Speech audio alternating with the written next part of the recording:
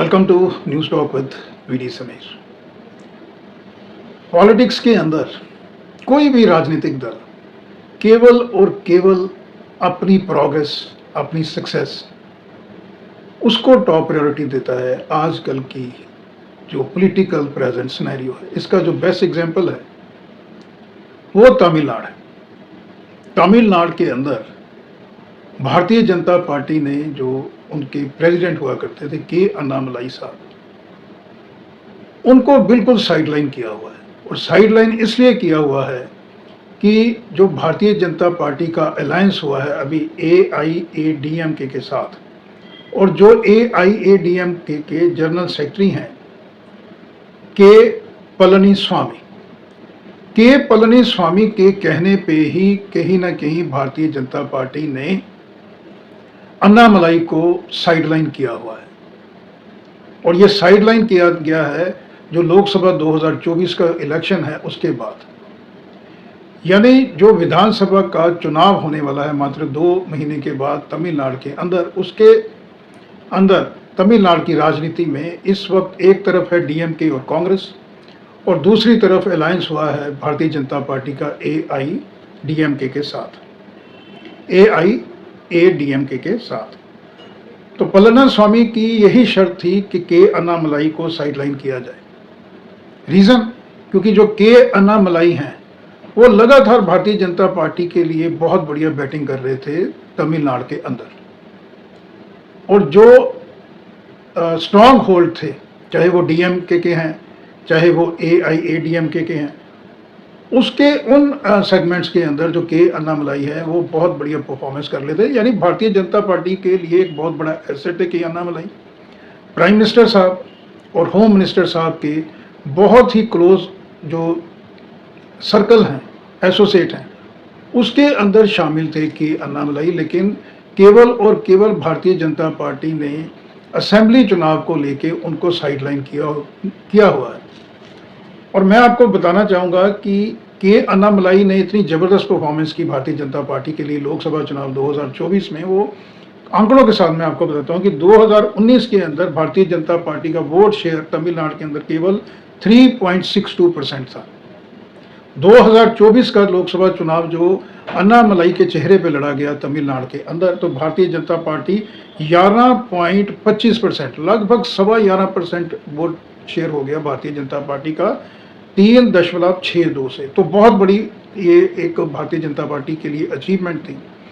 लेकिन सीट जो भारतीय जनता पार्टी है वो एक भी नहीं जीत पाई थी तमिलनाडु के अंदर। और यही जो चीज़ है, यही भारतीय जनता पार्टी का जो हाई कमान है वो इस चीज़ को लेकर अनॉयड थे के अन्नामलाई को कि भारतीय जनता पार्टी का खाता नहीं खुला तमिलनाडु के अंदर।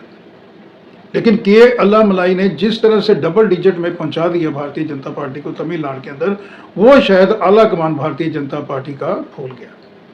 के अन्नामलाई के बारे में आपको बताना चाहूँगा, is very very well educated individual. Engineering उन्होंने किया है, उसके बाद मैनेजमेंट MBA करा है, UPSC क्रैक करके इंडियन पुलिस सर्विस में उनकी सिलेक्शन हुई थी।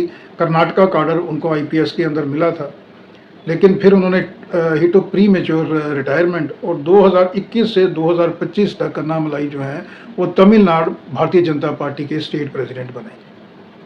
अभी जो 2 महीने के बाद विधानसभा का चुनाव होने वाला है तमिलनाडु में, उसमें बिल्कुल साइडलाइन किया गया है उन अन्नामलाई को जिन्होंने भारतीय जनता पार्टी के लिए जबरदस्त 24/7 काम किया तमिलनाडु के अंदर।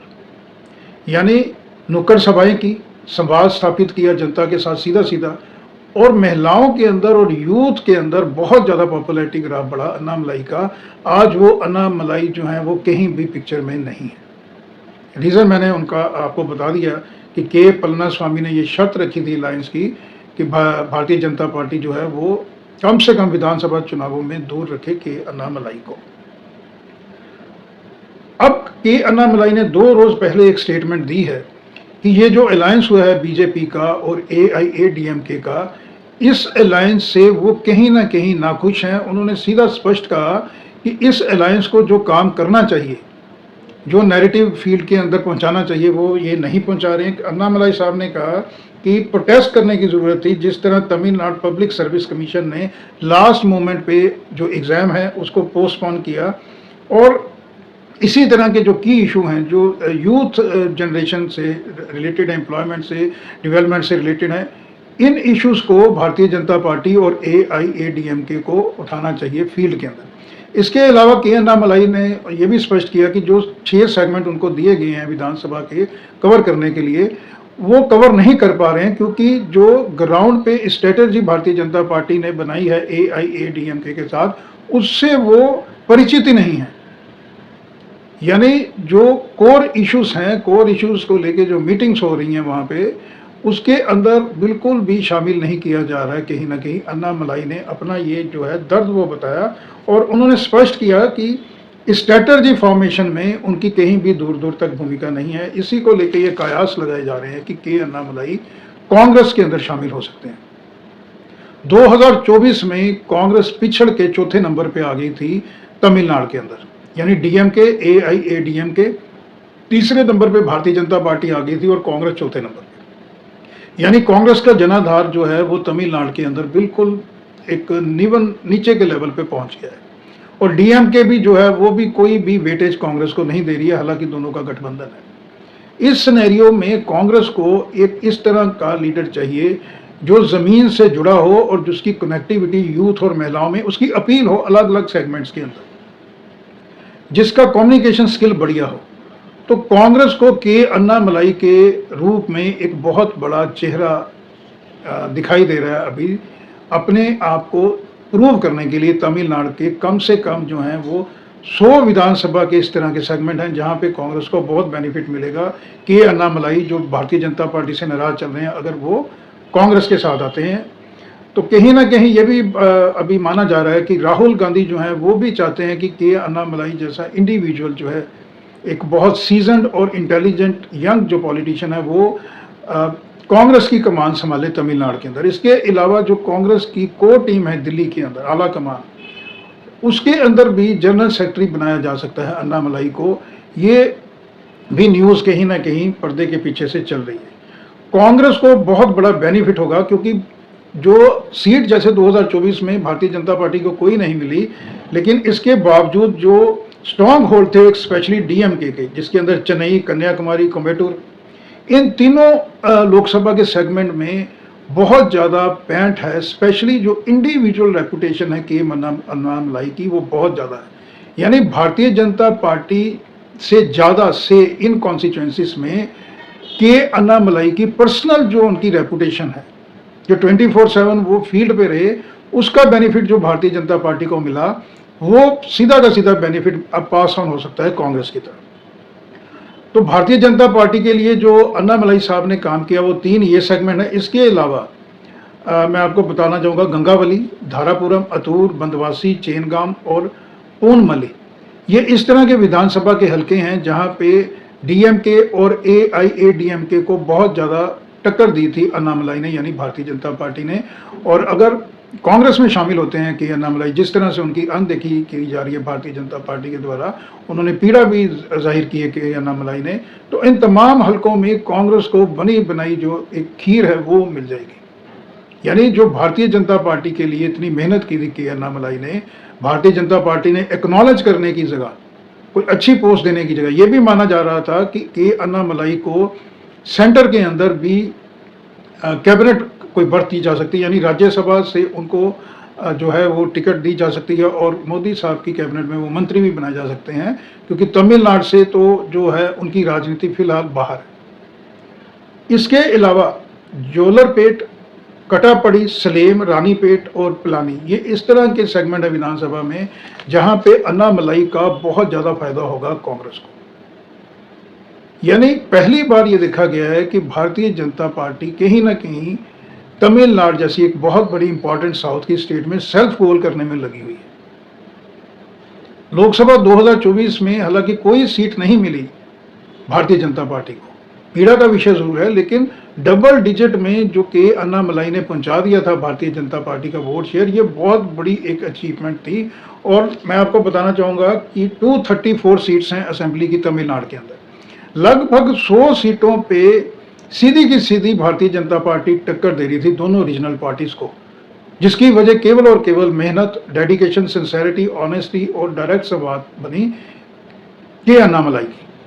तो के अन्नामलाई को जो साइडलाइन किया भारतीय जनता पार्टी ने, ये एक सेल्फ गोल ही है, और ये जो सेल्फ गोल है ये और बहुत बड़ा सेल्फ गोल बन सकता है यदि के अन्नामलाई को अभी ड्यू रिस्पेक्ट वो नहीं मिलती भारतीय जनता पार्टी की को स्पेशली हाई कमान के द्वारा, और यदि कांग्रेस में शामिल हो जाते हैं के अन्नामलाई, तो भारतीय जनता पार्टी के लिए आने वाली जो राजनीति है कम से कम तमिलनाडु के अंदर वो खत्म हो जाएगी, और कांग्रेस के लिए एक बहुत बड़ा, मैं समझता हूँ, कांग्रेस की एक एंट्री हो सकती है तमिलनाडु के अंदर। अगर कांग्रेस के अन्नामलाई कांग्रेस के अंदर शामिल हो जाते हैं, कांग्रेस के दरवाजे खुले हैं, कांग्रेस उनको प्रेसिडेंट भी बना सकती है तमिलनाडु का, और आने वाले समय में चीफ मिनिस्टर का चेहरा भी घोषित किया जा सकता है के अन्नामलाई को। इसके अलावा जनरल सेक्रेटरी उनको बनाया जा सकता है, कांग्रेस की जो कोर वर्किंग कमेटी है उसके सदस्य भी के अन्नामलाई साहब बनाए जा सकते हैं। तो भारतीय जनता पार्टी को जल्द से जल्द कोर्स करेक्शन करने की ज़रूरत है। ये पहली बार नहीं है कि कोई इस तरह का नेता जिसने अपने बलबूते पे किसी स्टेट के अंदर भारतीय जनता पार्टी की पहचान बनाई है एक सेगमेंट में अंदर, उसको साइडलाइन किया, ये पहला मौका नहीं है। अगर हम देखें तो लाल कृष्ण आडवाणी साहब, मुरली मनोहर जोशी साहब, उमा भारती जी, वरुण गांधी, विनय कटियार, इस तरह के बहुत बड़े लीडर ऐसे हुए हैं जिनको भारतीय जनता पार्टी, ये जो मोदी साहब और शाह साहब की टीम है, इन्होंने 2014 के बाद से बहुत से इस तरह के चेहरों को साइडलाइन किया जिन्होंने पार्टी के लिए बहुत बढ़िया, बहुत अच्छा काम किया। लेकिन के अन्नामलाई, क्योंकि ये इनको पिक ही प्राइम मिनिस्टर साहब मोदी साहब और होम मिनिस्टर साहब अमित शाह नहीं किया था, और आज उनकी जिस तरह से अनदेखी की जा रही है, अगर स्टेट में उनके लिए जगह नहीं है तो साउथ की स्टेट्स को एक संदेश देने के लिए, यानी केरला, तमिलनाडु, आंध्र, तेलंगाना, कर्नाटका, इन तमाम स्टेट्स को एक मैसेज देने के लिए, एक गुड जेस्चर देने के लिए भारतीय जनता पार्टी को कैबिनेट के अंदर ज़रूर शुमार करना चाहिए दिल्ली में के अन्नामलाई को।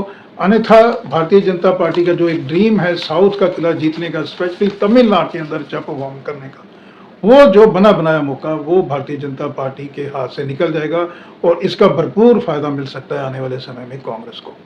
तो आज के अंक में इतना ही, फिर किसी और मुद्दे को लेकर आपके समक्ष हाजिर होगा। तब तक के लिए नमस्कार, धन्यवाद, थैंक यू।